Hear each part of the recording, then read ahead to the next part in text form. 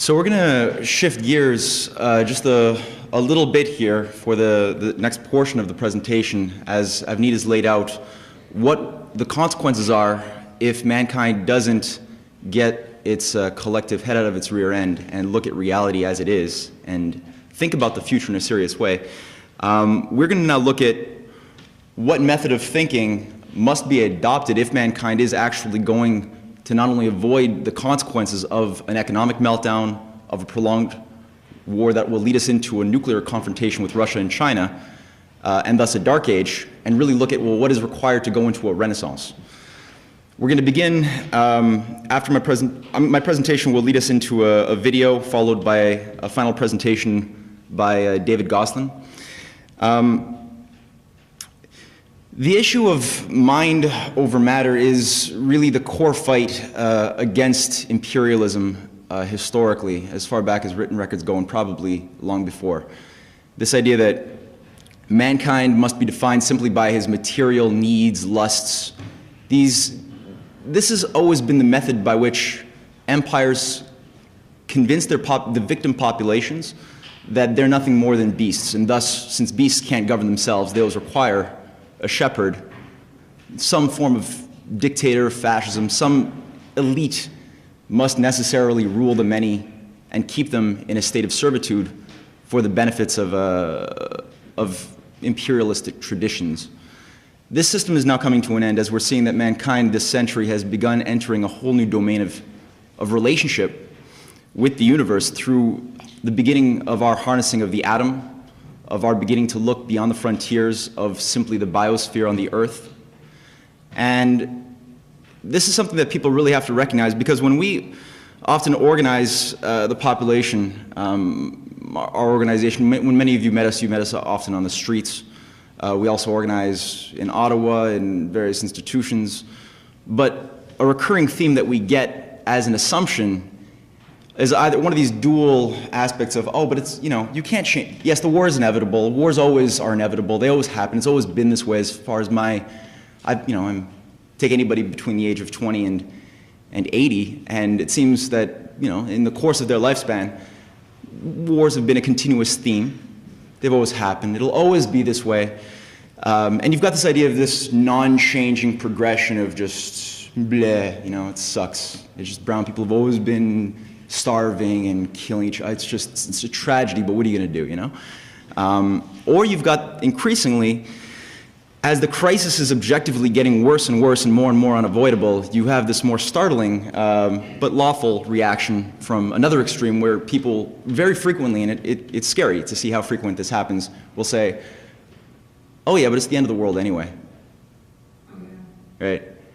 Whether it's the Christian Fundy flavor, whether it's the Mayan calendar flavor, you take your pick. But this idea that it's the end of the universe because things are just so bad, both are just a cop-out. Both have certain axioms, also common axioms, embedded in this idea that they're just necessary. Money makes the world go round, but so I don't have to do anything. My personal responsibility to changing this process is nil, because even if I tried, I couldn't. So why would I try? So you get this very self-fulfilling prophecy, and it's not organic. Like, there's a lot of work that's gone into corrupting the paradigm of our population from what we had back in LaRouche's generation, when Hitler's minions were being stopped by Franklin Roosevelt's leadership and the population that actually stopped fascism from taking over the world 70 years ago. The moral fabric of society is not just naturally or organically been corrupted just because that's the way human nature is. It's that there has been political operations ongoing within the education, within the media, within the ruling ideologies that are enforced in our culture to bring about the tearing of the fiber to the point that you now have today the most probably gullible few generations in power, each generation being successively a little bit dumber than the one before it. So that you look at what's happening now with these shootings happening across the United States, where there's really not a great sense of empathy with your fellow man, let alone in Africa or even in your own backyard. And the method of thinking that's going to be required by us is located really in this question of the future. how do human beings, unlike animals, relate directly to the deeper past and deeper future? As far as we wish to look backward into either direction, we can situate and orient our identity and our priorities in accordance with a context in which animals can't, right? There's a method. This doesn't just come for granted, though. It doesn't just happen like that. You have to think about it and work at it. It's something that has to be earned. And today, in a society where people have been trained to go to Wikipedia to give them answers and memorize for the tests without actually understanding anything that they're getting correct answers on, you don't necessarily have a lot of this capacity. It's taken for granted. So let's look at, I've introduced the idea of the sovereign nation state, this idea of immortality as a theme, and let's use this to see, well, what has the empire been afraid of that these institutions, like of the sovereign nation state, hold? Yes. Vous savez, là, je vais mettre mon gros commentaire. Vas-y. Je vais mettre deux S'il vous plaît, s'il vous plaît, vas-y. OK. Les pays riches et industrialisés, ça aussi. Vas-y. OK. Vas-y.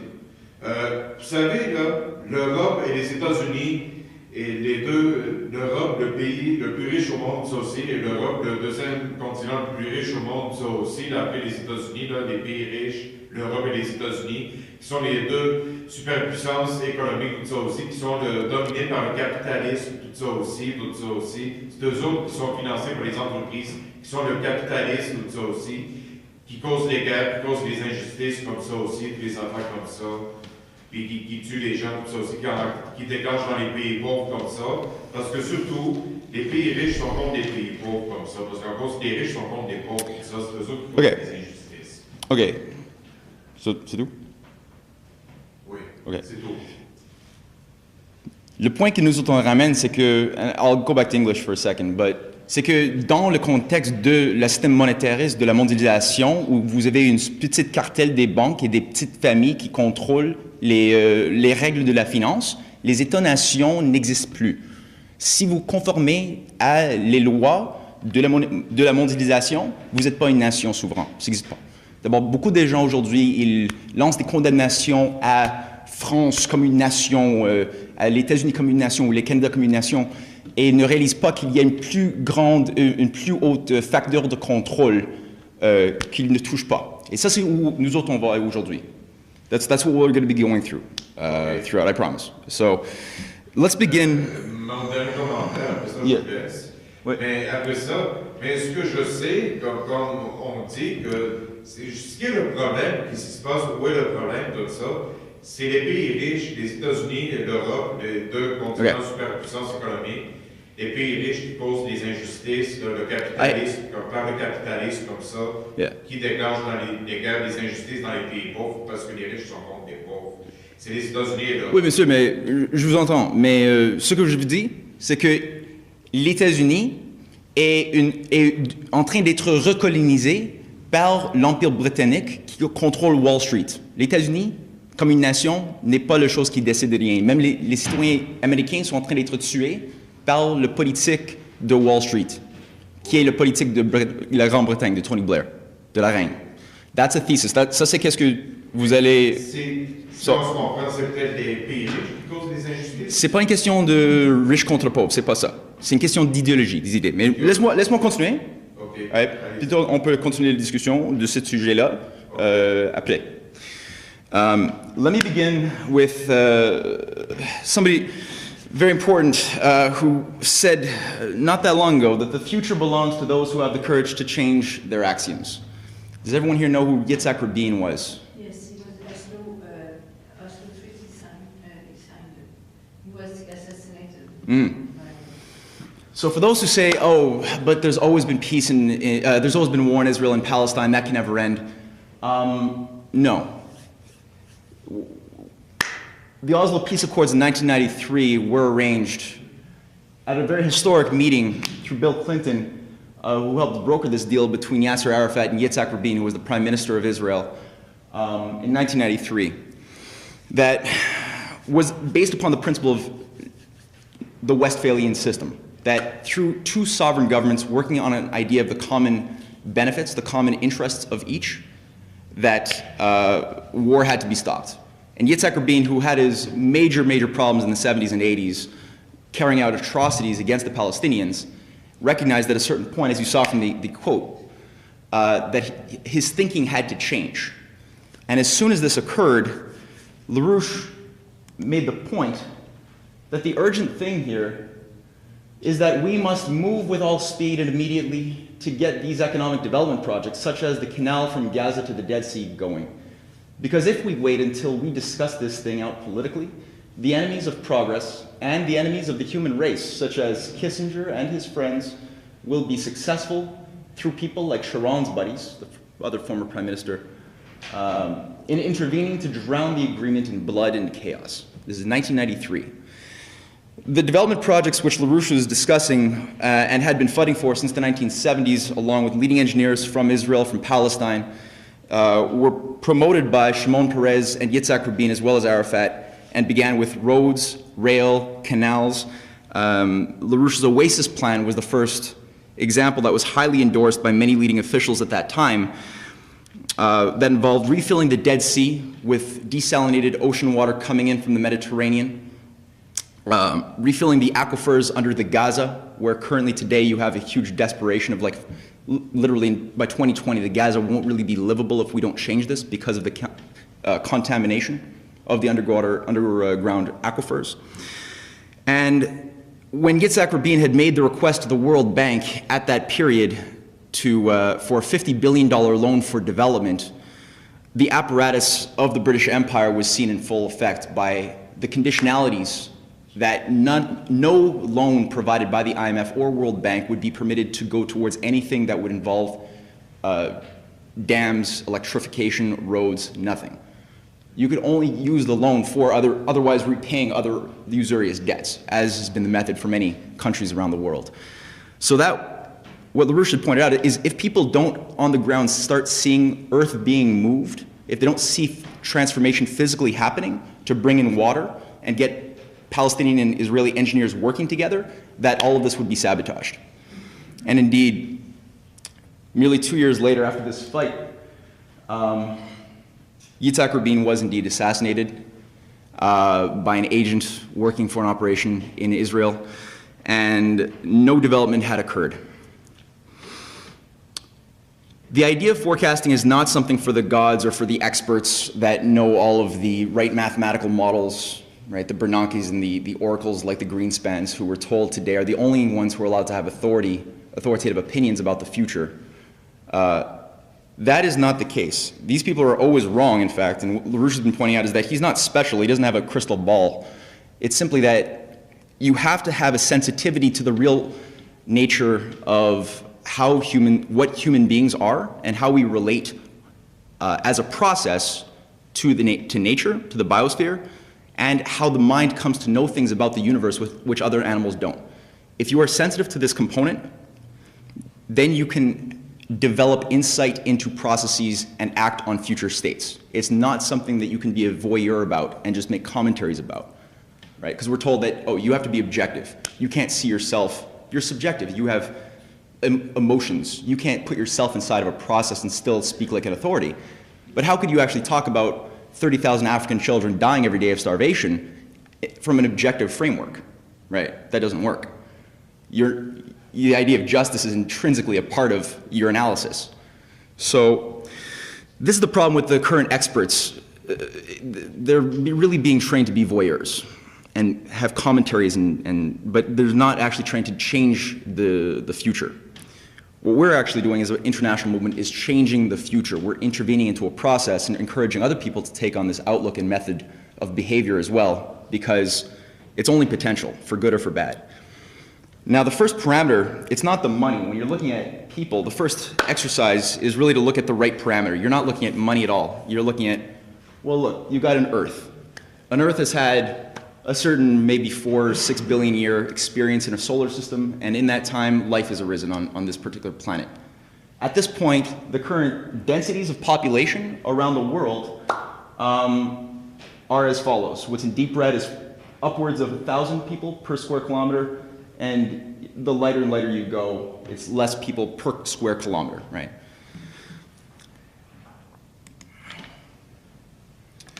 So then you ask, well, what are the major factors determining that potential, that distribution. Okay, well, obviously, there's the immediate material problem of deserts. What you have there are just the major world deserts. You see the North American desert, you have above India, Saudi Arabia, the Sahara, Australia, some in South America. But certainly you find a correlation, right, between where many of the population centers are not located is going to be over the deserts. Right? Africa, not a lot. Australia here, not a lot. The Middle East, give and take. You do have cases, though, where in deserts, natural deserts like in the west coast of the United States, you do actually find that there are points of great population density, like California. Right? And then you ask, well, okay, well, what allowed that? Why are they different? Why are they not empty? And in fact, they were. Up to 80 years ago, California didn't really have a lot going on there. So, cacti, some cowboys maybe, but you have on top of transcending the material preconditions, you have a higher immaterial process of the powers of cognition, making discoveries, and bringing in to coherence with the needs of future human beings, nature, so that the water that now flows through the Imperial Valley producing great agricultural crops that feed millions and millions of people is an effect of technological advances.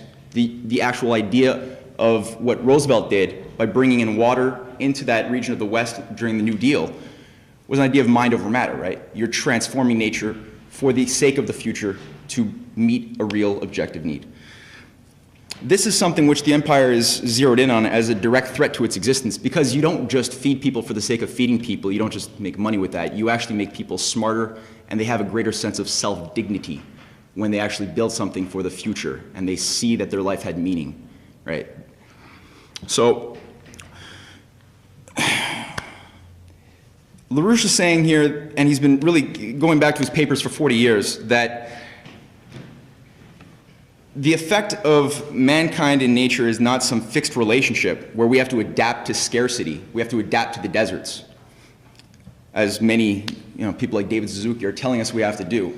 The problem, the key is that we actually have to always increase the rate of flux density of atoms and minerals flowing through the biosphere, flowing through human society year to year. And if you actually regress on doing that, if you go back in your density, because a population that's very dense is going to require more consumption of water, right? Just imagine all of the water molecules, the food, the ores, the minerals, everything moving through a city that supports 4,000 people per square kilometer like Montreal does.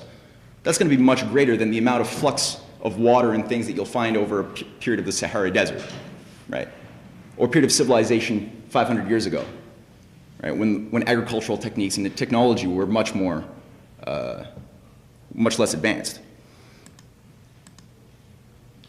Now, just to show you guys something here that is worthy of a class unto itself, but when you break out of this idea that there's a fixed equilibrium of nature, which people seem to, for some reason or another, believe today a little bit too much, and actually look at these larger cycles of where did the current biosphere come from, what processes brought over the 500 million years of life that we know of on the Earth, what changes occurred, and what's constant in all that change. Well, and this is very difficult probably for people to see. What you have here is a model that goes through two extinction points. You don't simply have a slow aggregation of new species adapting and old ones disappearing over time. Nor do you have a constant quantity of living matter on the Earth at all times.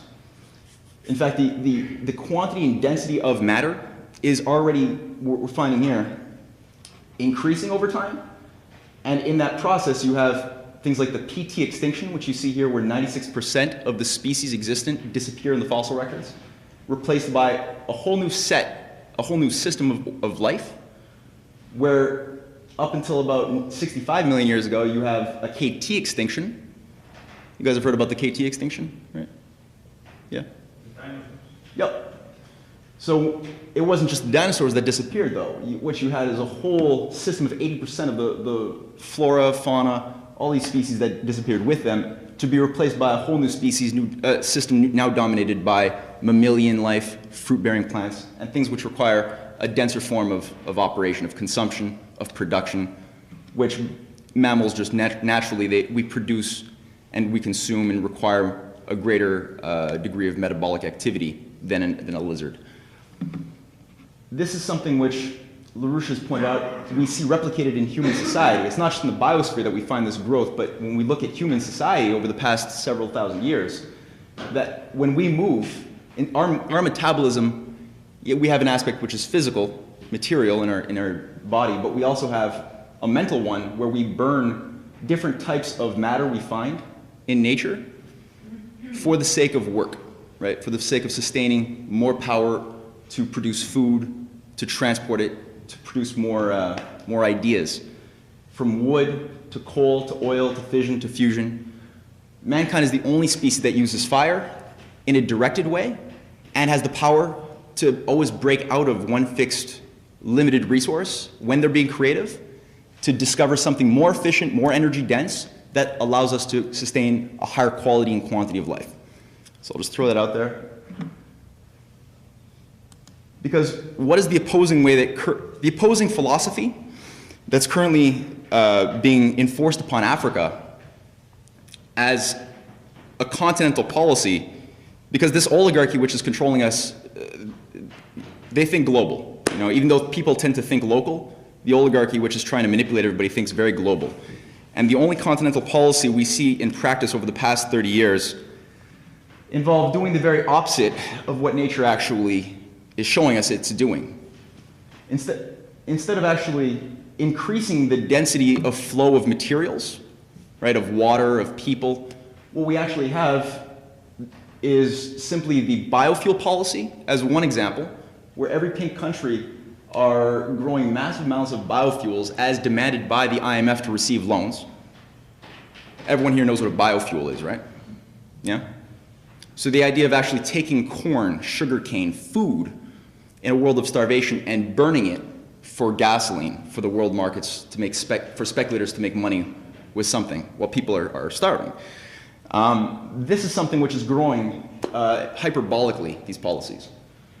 So we see every nation that actually has a large portion of green agricultural land below the Sahara are massive growers of biofuel, of food for biofuels.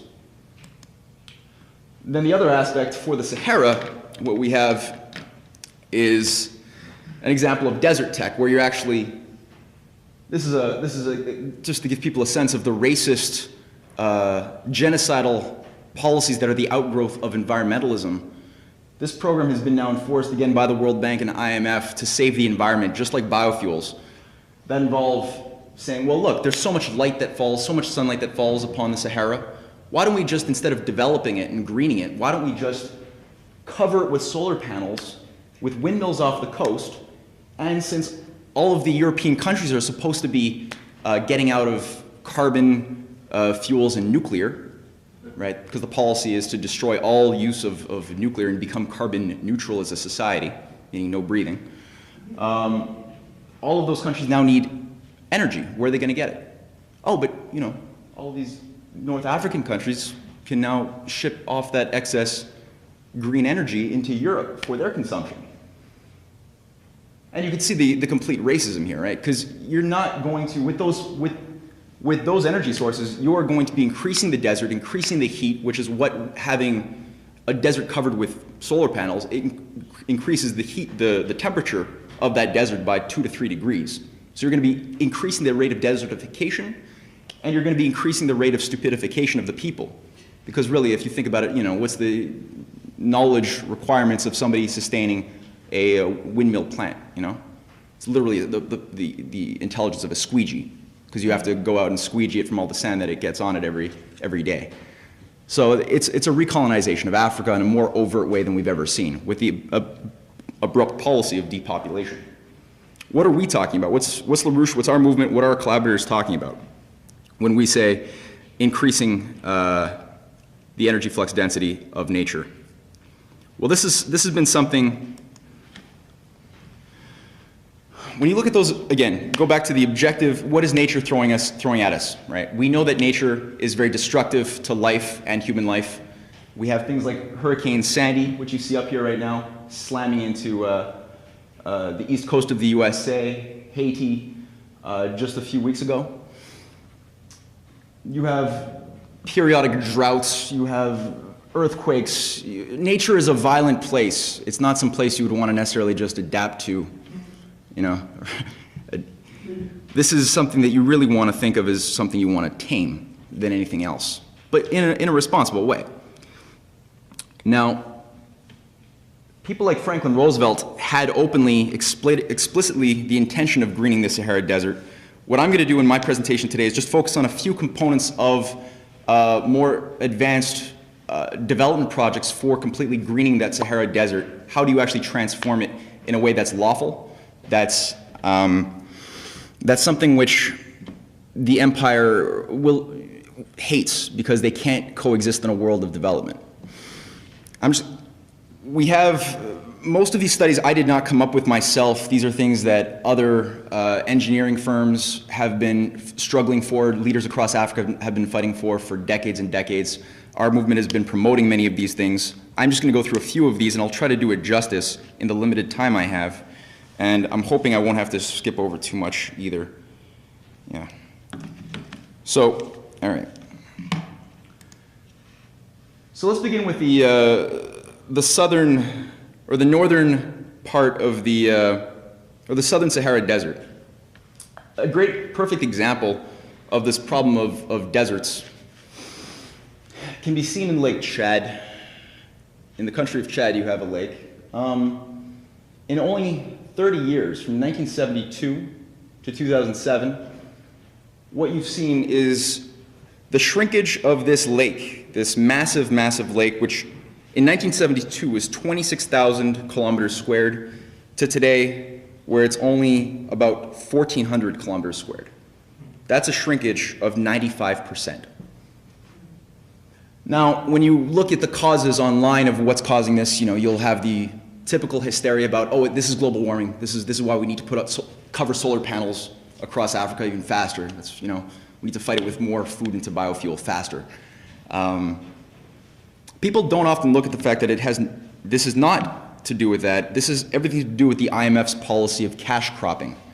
That by forcing Chad over these years to isolate itself into exporting one type of wheat, one type of livestock, not actually developing its nation for the consumer markets overseas, obviously you created a condition of advanced attrition, right? Cash cropping is what Avneet was discussing with the opium trade in India. So there's no idea of a full spectrum sovereign economy, of an industrial economy that can be self-sustaining. Cash cropping is the antithesis, where you say every nation does one little thing and the only people who maintain control are the middlemen bankers, the financiers, right? Consumers can't produce and producers can't consume. This is the core ideological problem of current economic thinking and environmentalist thinking as well. Now, how do you overcome this problem? Well, an Italian firm in 1983 came out with an amazing set of feasibility studies called the Transacqua. The Italian firm, many of the engineers of which and the architect of this policy have been working with our movement, the Schiller Institute in Europe, more recently, and you can see some of their presentations in recent conferences on the LaRouche PAC website. The proposal has been to take, well, what's the problem, right? The physical problem is that you have Lake Chad up here, right? As you see, it's on the border of the Sahara Desert. Then you have this is the Congo region. This whole area here is where there's hundreds and hundreds of rivers, whole rivers that channel water out into it flushes all of the water that rains over this region and that's green. It flushes that into the Atlantic to be evaporated and go through the water cycle. Now, in the Congo, this is a lot of water. This is a huge amount of water. Up here, not a lot of water. And between, there's a 1,500 kilometer distance. So the big question is, how do you move a portion of that water? How do you first collect it, and how do you move it into refilling Lake Chad and creating, as a benefit to the Congo, irrigation land and arable land that you can now grow food on, which currently has swamps that's overflooding. Right? And so this was the challenge that Bonifica, the Italian firm, set out to overcome. And their proposal has been to cut out, along this Congo River basin, a 2,400-kilometer canal, which would collect about 5% of that water runoff, which is a lot of water. This 5% is about the equivalent of 2 to 3 Nile rivers. And collect that and channel it up into tributaries that move into Lake Chad, and within a process of about 5 to 15 years, have Lake Chad associated aquifers refilled, and in so doing, you're literally producing an anomaly. I forget the quantity of food. It's something like enough food to feed 120 million people or more immediately when that's done, just by that. But there's other derivatives of this. Oh yeah, right. What you're actually facing is 5.5 to 6 million hectares of irrigable land, and the act of moving water gives you a hydroelectric potential as well, right? As those who have studied the NWAPA proposals that we've been fighting for recognize, 35 gigawatts of electricity would also be developed in moving this water to power the industries, the ports, everything else you would want to have in a modern economy in Chad, Congo, and about 4 million engineers across Africa would have to be trained, and literally, guns would have to be turned into some plowshares here to make this thing happen. Here's another low-res picture of it. The countries affected directly by this project would be Gambia, Congo, Cape Verde, Gambia, Senegal, Chad, Mauritania, Mali, Niger, Upper Volta, Nigeria, Rwanda, Uganda, Kenya directly, and then just by derivative nations, which would benefit by roads, canals, rail, which would have to be developed. You have Cameroon, Central African Republic, and forget the other one, Burundi. So, okay, this is revolutionary, and this has been something which the leading engineer has, and he made the point in a recent presentation that the biggest confrontation he has is, well, people say $40 billion, right? This thing would cost $40 billion. That's so much money. We don't have that. We're bailing out banks. We've only given $27 trillion to Wall Street and European banks. Where are we going to get $40 billion from? We have a fiscal cliff to worry about, don't you know? But you actually look at it, and even Oxfam, they got their problems, but they produced a report looking at what's the cost of wars. How much money have the major African countries below the Sahara paid for weapons, for wars? And in 14 years, $284 billion approximately, that's directly in armaments to kill each other, have been paid for by 23 African countries, which would be the direct beneficiaries of this program. So $284 billion versus $40 billion that would have ended all of these wars. And you think, well, the big thing you do encounter is people say, just like they said for Yitzhak Rabin, well, how are you going to build a big project like that when all of these countries that have to so-called work together are busy killing each other, right? The Israelis and the Palestinians can't work on a big project together. They're at war with each other. It'll never happen. Look at Congo. They've got the M23. They're in a civil war. You've got, look at all these surrounding countries. They're all fighting each other. Of course, they don't often realize that you're not going to put your guns down and then build something. It's the act of actually working together and building something that stops the war, as the Peace of Westphalia demonstrated. Abney didn't go through the development plans associated with that 17th century revolution, but you look at that, and it's only through the development of the water, the canals, and the future that you actually achieve a common understanding that we have more in common than what separates us as humans. So this is something that today it still hasn't been begun. Another component of the sub-Saharan region is the Sudan, which has if you look at another nation which is being destabilized directly, it's not just the M23 in Congo that are being created to destabilize and overthrow, but in the Sudan, the Sudan has been a major target for 20 years under President Bashir for destabilization and culling of the population, because essentially the Sudan has made a fight along with Egypt at various times for sovereign development of their resources. Now, what's the problem here? Physically, well, you've got a low population, 30 million. You've got a territory of the third of the United States. Their agricultural potential is on par with the entire agricultural production of North America. It's a little bit less. But of this entire potential of irrigable land, only 3% of that is, less than that actually, 2 million square acres. 2 million square acres are actually being used in the Sudan for food. However, of the entire irrigable land, 200 million acres exist now as a potential, right? Without any revolutionary water projects or anything, that's what currently exists if you chose to actually do that. So 200 million could be produced. Okay, but of that 2 million square acres, or square acres, that's a redundancy. 2 million acres. No, it's 2 million acres. But of that, 70% of it goes to waste because there's just no infrastructure. There's no way to actually get the food to the marketplace, so a lot of this goes to waste by bacteria, just rot.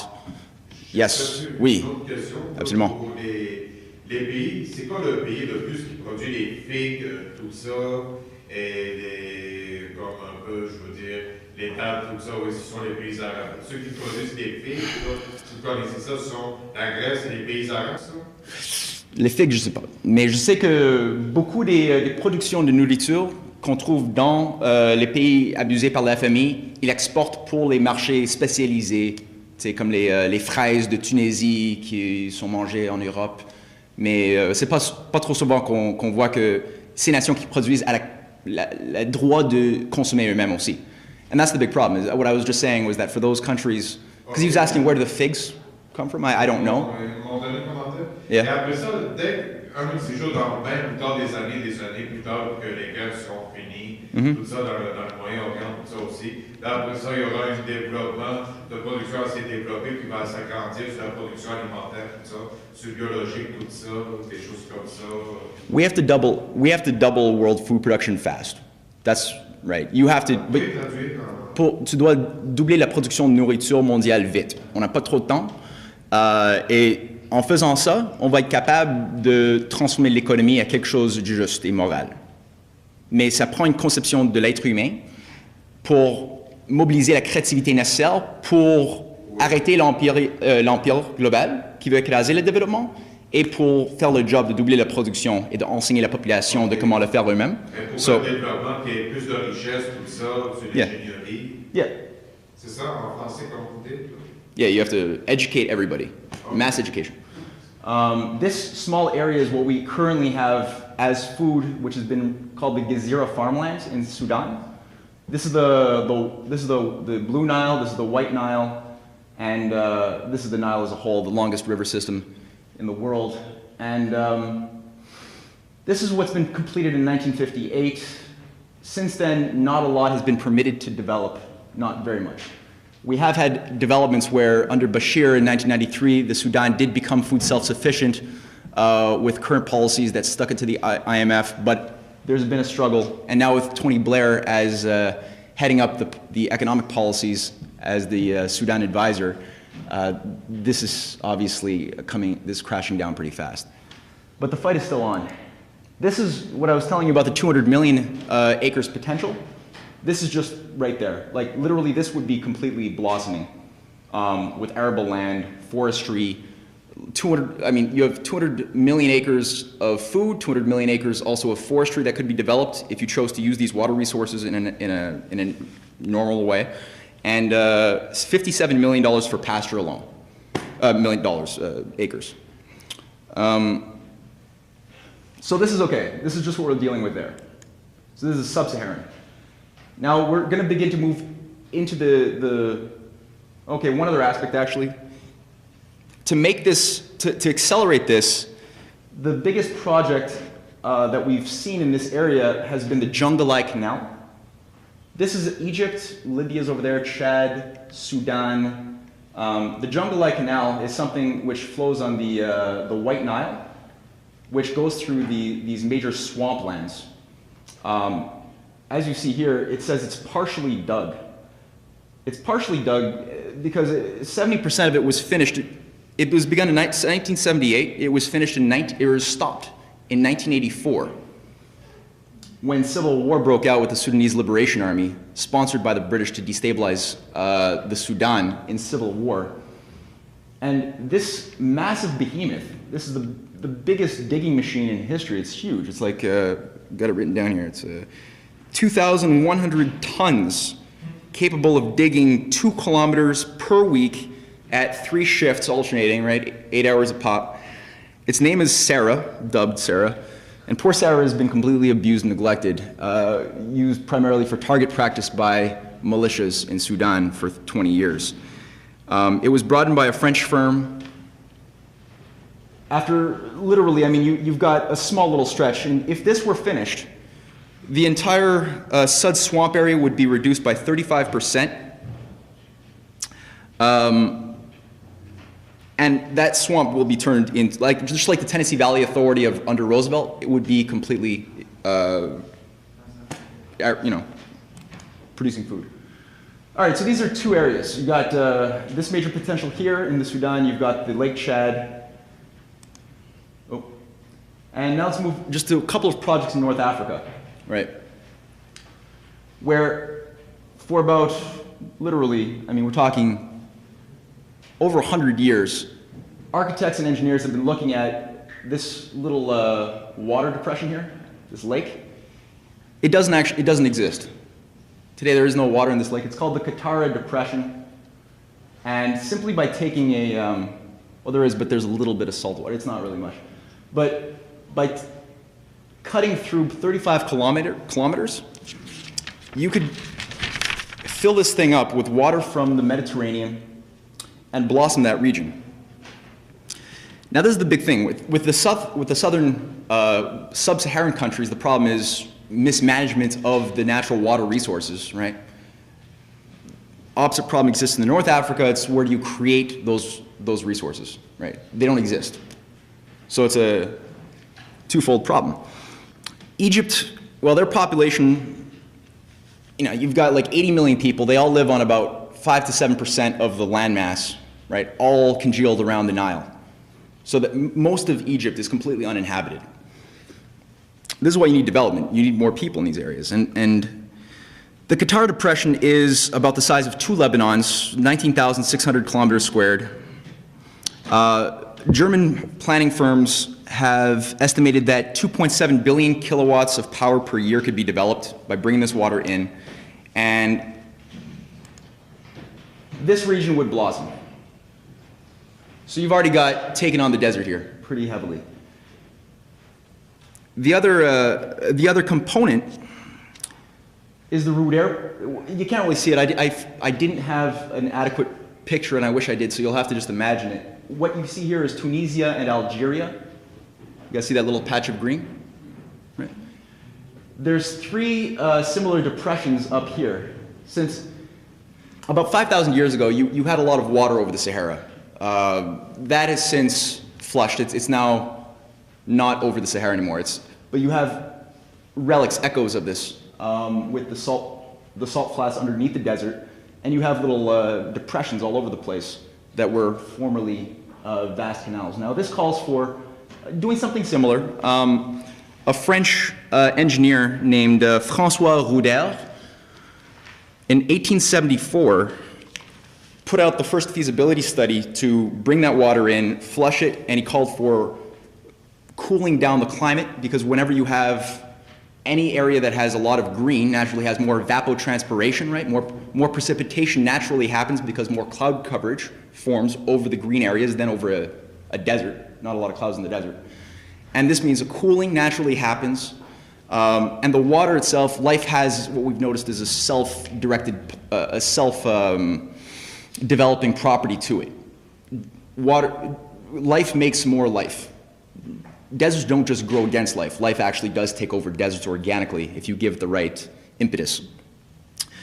This region here that François Roudert came out with, these are called the Chotts depressions in Algeria and Tunisia.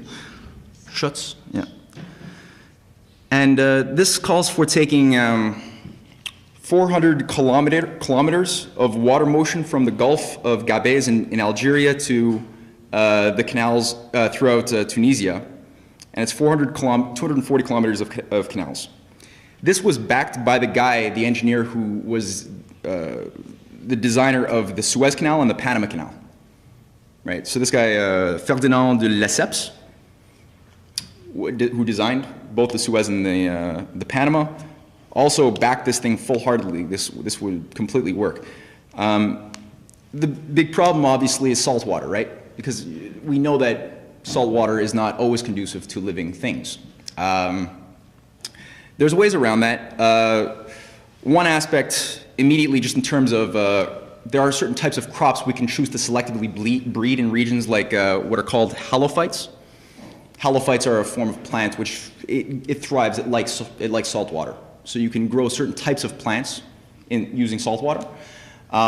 They've even crossbred certain aspects of the halophyte with rice, and have found that they were able to actually grow rice in desert regions using salt water. So this is part of the Green Revolution. There's other things that can be tried, but obviously you'd want to use certain things like eucalyptus, palm trees, things that can thrive off of a dry climate at first. But the second more important component relevant to educating everybody, like really increasing this energy flux density of society and of mankind and of nature, is nuclear power. Russia has begun producing small, portable, floating, modular nuclear power plants, which could easily be set up off the coast of the Mediterranean to desalinate this ocean water en masse and bring it into these depressions. So you have fresh water that could cleanse out any remaining salt that exists in those depressions, and then just let that thing just take over, let it just blossom. Little mini power plants could also, these things would give immediate industrial output for the new industries, trains, transportation, other things that you would want to have in Africa. So these things exist. The technology is there for doing such things. The problem is the gods of Olympus have said no technology for the poor people, right? Fire is banned from the mortals. So that has to be overcome with Glass-Steagall, with the institution of a credit system. Can we just, 2 seconds? I'm wrapping up, and then we can, I'm wrapping up. All right, so these are just a few projects now. For the sake of time, I'm gonna begin to phase out of this part, but we will look at one thing that I didn't address yet also, because you could take water from either moving it from one place that has a lot to one place that doesn't have a lot, right? If you want to think about how do you create water, you could desalinate it like we were discussing, take salt water, make it fresh. Or Africa's secret weapon is underground water. Most of the water that we currently have that's fresh is located underground. And Africa is blessed with some of the greatest abundances of underground lakes, rivers, anywhere in the world. And as you see, the driest place of the world, of the Sahara, is ironically also the most dense in underground water. This is called the Nubian aquifers. And it's astounding. New discoveries are coming out every day, just discovering more pockets of lakes and things that are... Sudan alone, northern Sudan has a lake the size of Lake Erie, fresh water underneath it. All it needs to be is just tapped, and you can take that, it's not just the southern part of the Sudan that has to blossom, the north could blossom as well if you start doing this. And as one of our members in Europe made the point, is that people say, well, you can't do this. You can't do that because this underground water is for the future generations. We don't want to take away from the future generations, but then the point he made is, well, that's a fallacy, because we are future generations from those who came before us. So, and he makes the point, Hussein Askari, that, well, what we're going to leave for future generations are not deserts, right? That's the gifts we give to them. We don't give them little unusable gifts that it's like a kid not allowed to open up the toy that they get, you know? It's like, oh, awesome, but you're not allowed to open it. It's a collector's item. No, that's not the point. I don't want to demean the greening of a desert with a toy, but still. This has begun to be tapped. Gaddafi has done very interesting things, actually, over the 80s and 90s with what's called the Great Man-Made River in Libya that taps into these aquifers. And it was begun in '84, the same year that the Jungle Canal was sabotaged. This was begun, and in total, it has built thus far 2,820 kilometers of all sorts of pipes and aqueducts under the desert, bringing this water up into Libya. This is a certain overview of it. There's a lot more, using this very specific type of circular planting of crops. And you just move, you know, each one's divided into like 8 segments, and you just need to move them season to season so that you give the ground a chance to replenish. The problem is, so far, as far as most engineers have commented on this, is that it hasn't directly been designed to permanently transform the desert. It's been more designed to meet the requirements of, you know, your immediate population, exports, but and also coastal cities. It hasn't really been benefiting the interior of Libya so much. So that would have to change. Why is this war so likely? And people really have to recognize that there is a battle of two ideologies coming to clash right now. And it's not just East versus West or red versus blue.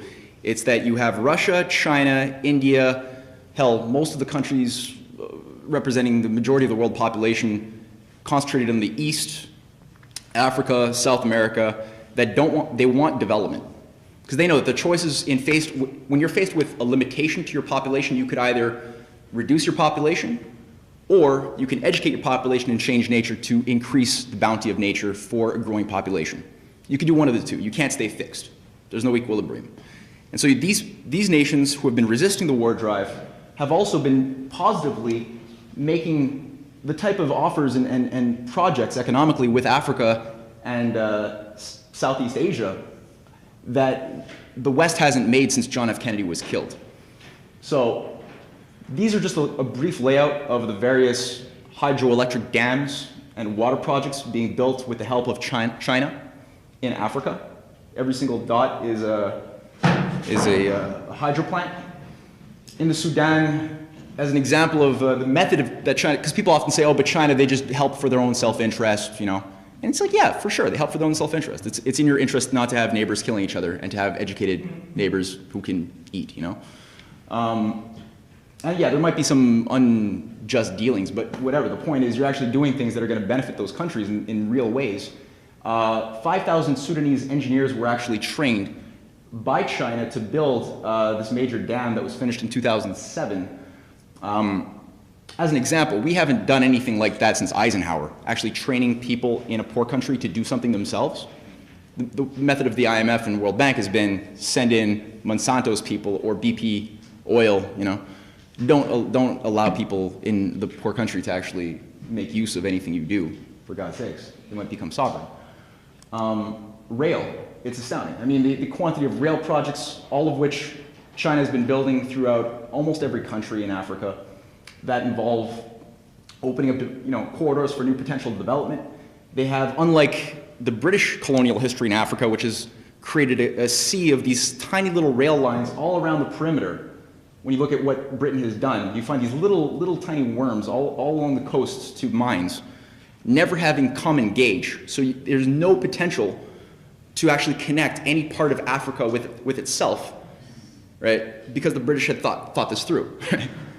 So unlike that, you have common gauges being used with the potential and the intention to unite Africa as a one Africa with the help of a lot of these Chinese firms. So you can see why China is such a threat existentially to the existence of empire.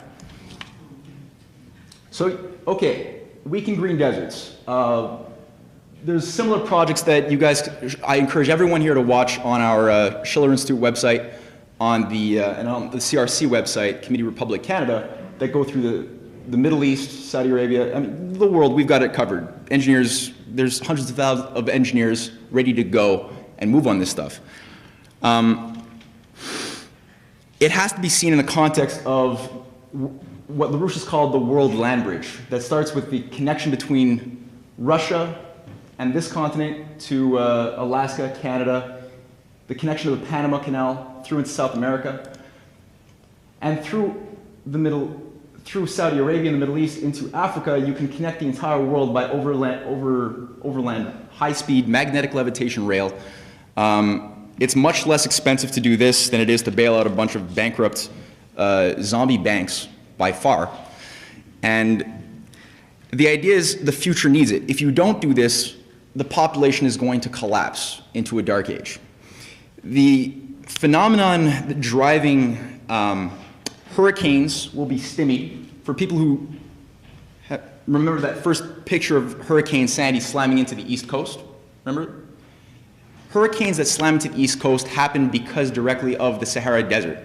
Whenever you have a very hot region that's dry with a very cold, wet region right next to each other, that differential creates a jet stream, and the Sahara is the direct cause of every single hurricane that slams into the east coast of the United States.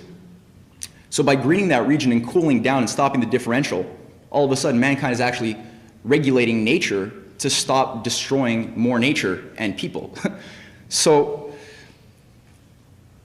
the Earth is not the only place where these things start. Droughts, hurricanes, earthquakes.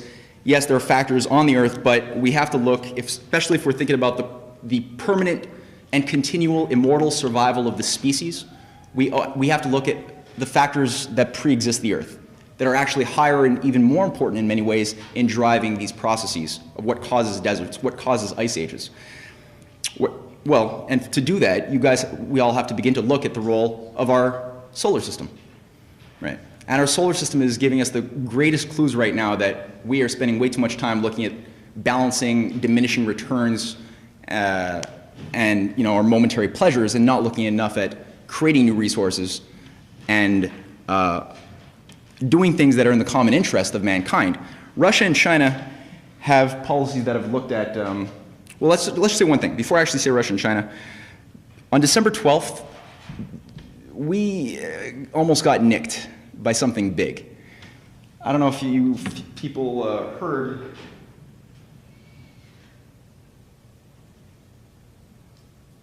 Because in terms of threats from nature, and I include the galaxy as part of nature, we're not going into a Mayan 2012 thing, so don't get your hopes up here or anything freaky. But this is something very important. No, not yet. Where is it still playing? No, I stopped it.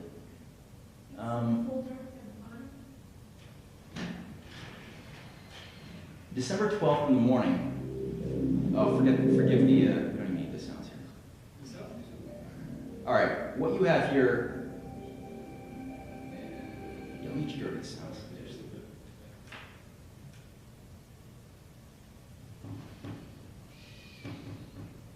Okay, this is an asteroid 2012 XE54.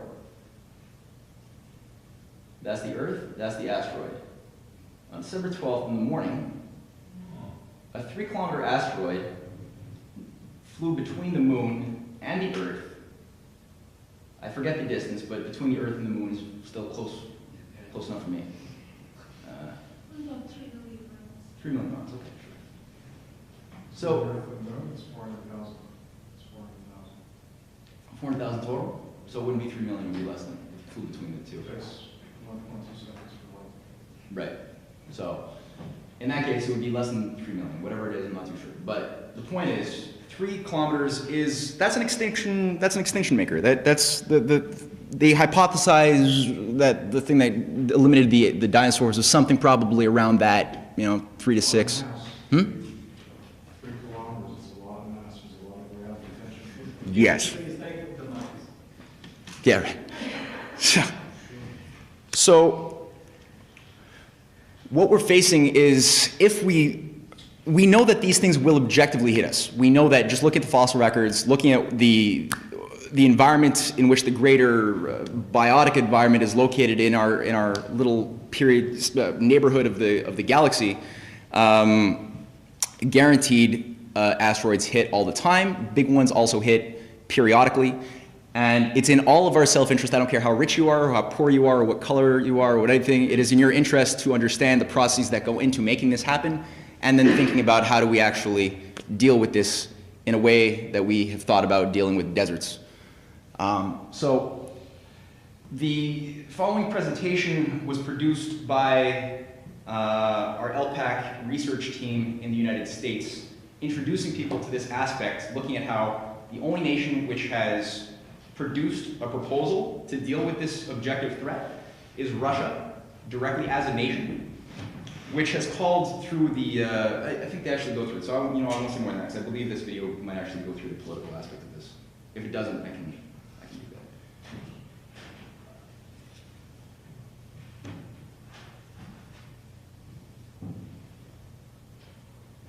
that. Or brief questions which anyone would like to throw out before Dave transitions into his piece?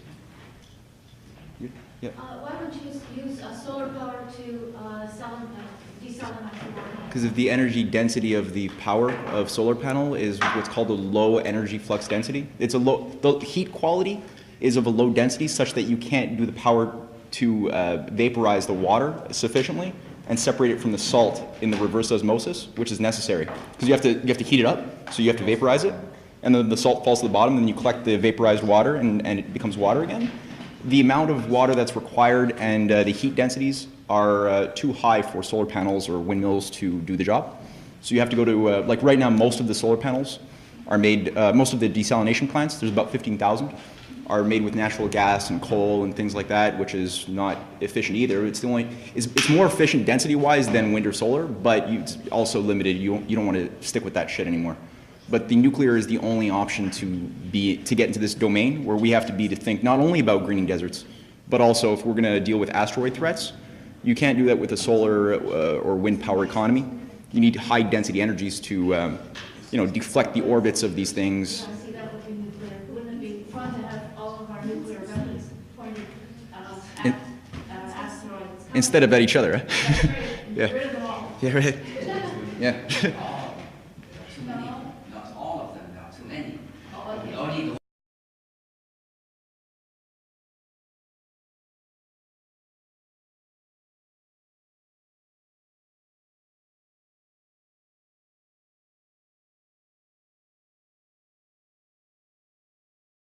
Startling, but lawful reaction from another extreme where people very frequently, and it's scary to see how frequent this happens, will say, oh yeah, but it's the end of the world anyway.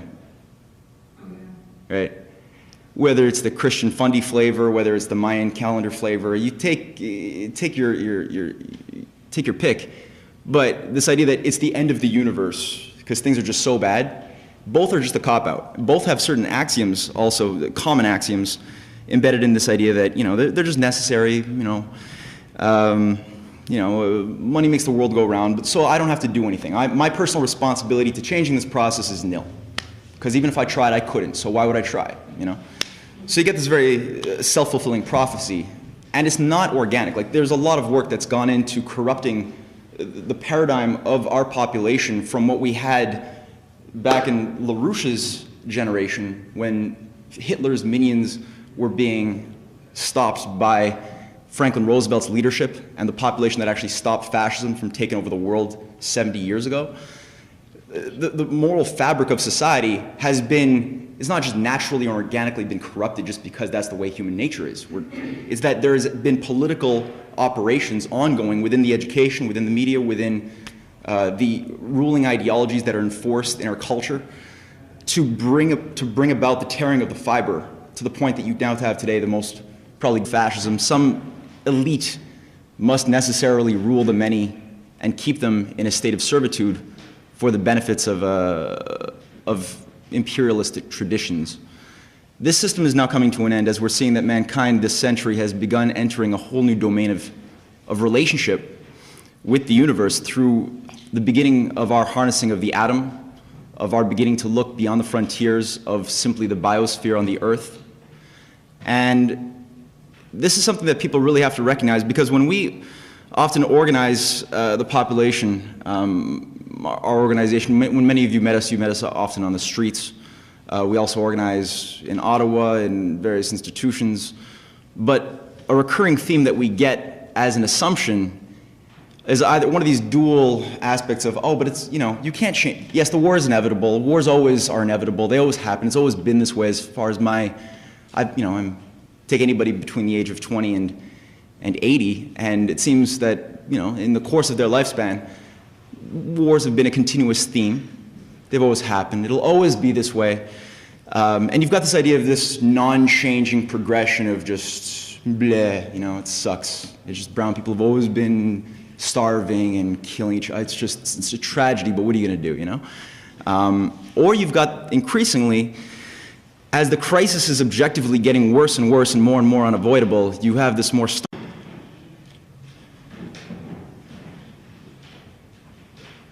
So we're going to shift gears just a little bit here for the next portion of the presentation, as Avneet has laid out what the consequences are if mankind doesn't get its collective head out of its rear end and look at reality as it is and think about the future in a serious way.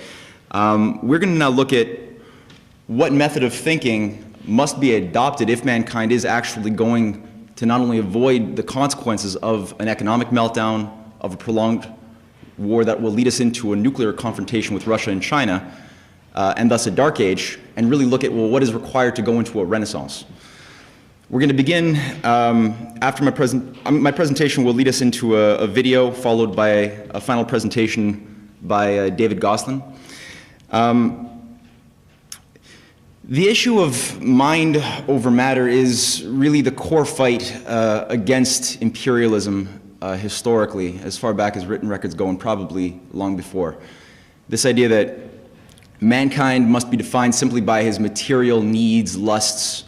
This has always been the method by which empires convince the victim populations that they're nothing more than beasts, and thus, since beasts can't govern themselves, they always require a shepherd, some form of dictator. Vous savez, là, je vais mettre mon gros commentaire. Vas-y. Je vais mettre deux S'il vous plaît, s'il vous plaît, gros vas-y. sujet. OK. Les pays riches et industrialisés, tout ça aussi. Vas-y. Qui causent des problèmes, OK, tout ça aussi. vas-y.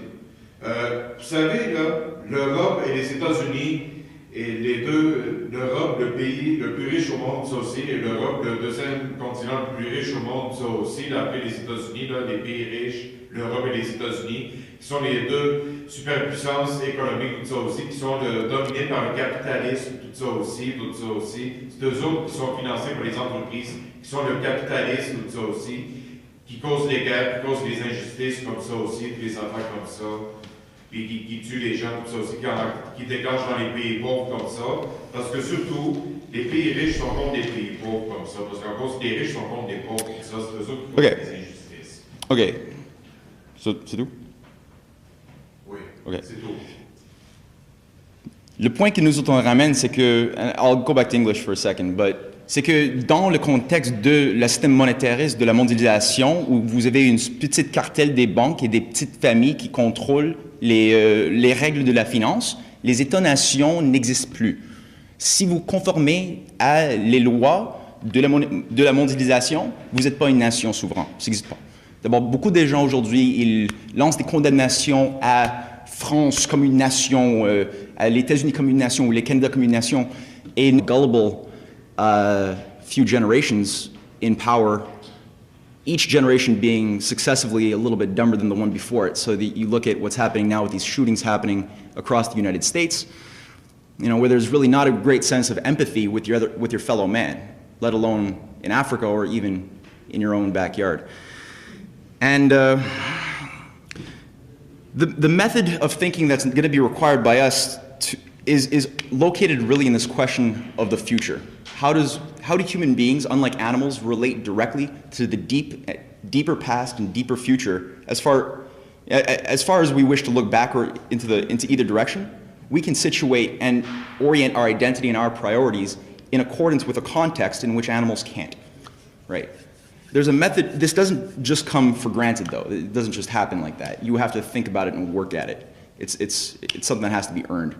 And today, in a society where people have been trained to go to Wikipedia to give them answers and memorize for the tests without actually understanding anything that they're getting correct answers on, you don't necessarily have a lot of this capacity.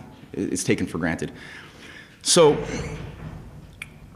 let's look at, I've introduced the idea of the sovereign nation state, this idea of immortality as a theme, and let's use this to see, well, what has the empire been afraid of that these institutions, like of the sovereign nation state, hold? Yes?